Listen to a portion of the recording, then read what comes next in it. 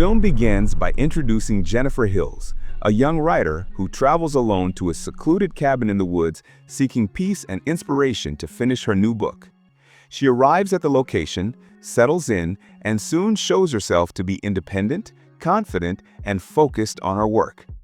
On her way to the cabin, she stops at a gas station and meets Johnny, a boastful mechanic who, along with two local friends, Andy and Stanley, watches her with interest and malice. There is also Matthew, a naive young man with an intellectual disability who works for Johnny. From the start, it's clear that the men see her as an outsider, too attractive to be alone in such a place. At the cabin, Jennifer spends her days writing, drinking wine, and enjoying the isolation.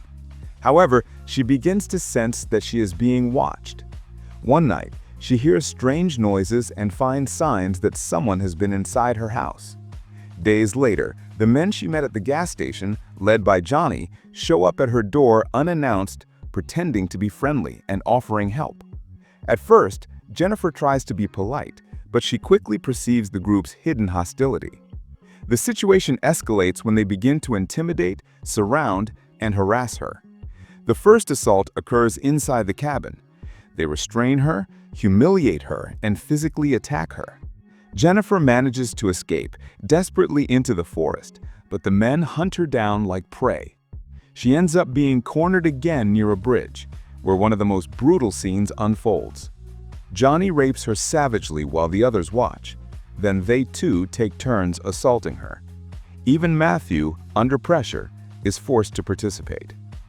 After the violence, the group argues about what to do next. Johnny fears that Jennifer will go to the police and insists that they must kill her. They chase her once more.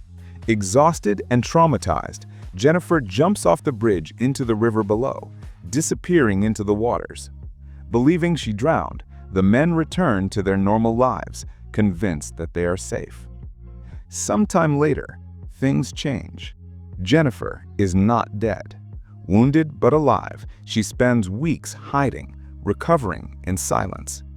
Then, she begins her meticulously planned revenge. One by one, she hunts down her rapists. Jennifer starts tracking her attackers to learn details about their lives. Stanley tells Andy and Johnny that his camera was stolen, along with the videotape of the assault. Sheriff Storch intercepts a videotape that was mailed to his wife and confronts the men to find out who sent it. Johnny and Andy begin to suspect Matthew. When they go out hunting, Storch shoots and kills Earl, fearing he might have discovered who committed the rapes. Matthew returns to the cabin and finds Jennifer, who, despite his apologies, strangles him until he loses consciousness. She then captures Stanley in a bear trap, ties him to a tree, smears fish guts all over his face, and sets up his own camera to record as crows peck out his eyes, which she has pried open with fishing hooks. After that, she drowns Andy and burns his face in a bathtub filled with caustic lye. Next, she ties Johnny to the rafters of an abandoned house and uses pliers to pull out his teeth before castrating him with pruning shears, leaving him to bleed to death. While torturing them, Jennifer repeats the same taunts and insults that each of the men used against her during the assault. Jennifer then visits Sheriff Storch's wife, pretending to be the new teacher of their daughter, Chastity. She takes the girl to the park, and when Storch finds her there, Jennifer knocks him unconscious. When he wakes up, she inserts a shotgun into his anus and reminds him that she was as innocent as his own daughter. She ties one end of a rope to the shotgun's trigger and the other end to Matthew's wrist, still unconscious and sitting across from Storch, and then leaves the scene. When Matthew wakes up, he sees the sheriff bound and tries to move, accidentally pulling the trigger. The shotgun fires, blasting a bullet through Storch's anus and out his mouth before hitting Matthew in the chest, killing both men. Sitting outside on a tree branch, Jennifer hears the gunshot and smiles. Each death is planned to mirror the violence she endured, slow, cruel, and vengeful. The film portrays Jennifer as cold and merciless, transforming from a helpless victim into a predator who terrorizes her attackers. In the climax, after eliminating every one of them, Jennifer shows no remorse or relief, only a blank, determined stare. Her revenge is complete, yet the trauma remains carved into her mind and body. The film ends with an overwhelming sense of brutality and dark justice, offering no comfort to the viewer. I Spit on Your Grave 2010, directed by Stephen R. Monroe and written by Stuart Morse, is a modern remake of the controversial 1978 classic I Spit on Your Grave by Myers Archie. More than just a simple horror film, it fits into the rape and revenge subgenre, exploring in raw detail the transformation of Jennifer Hills from a violated and fragile victim into an unrelenting figure of vengeance against her tormentors.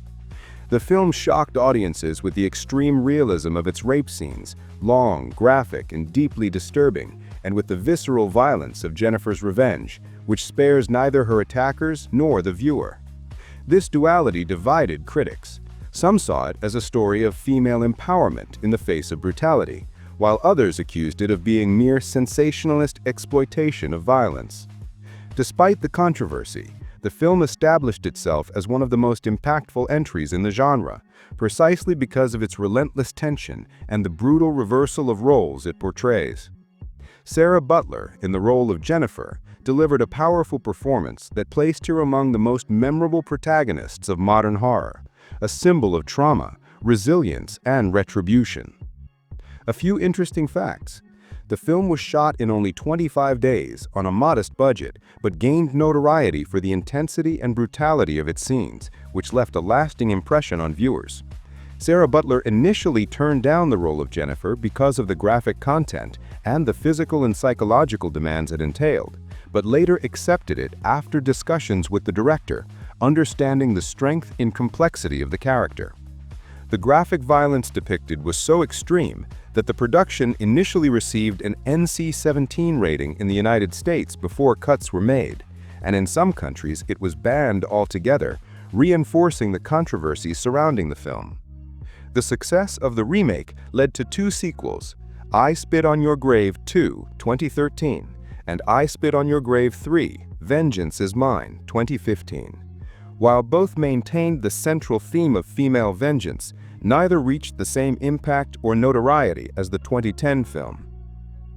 Finally, it's important to note that the original 1978 film remains one of the most controversial productions in horror history. Its creator, Myers Archie, approved Monroe's remake, and years later returned to direct a direct sequel to his own work, keeping the discussion about this provocative and unsettling title alive for decades.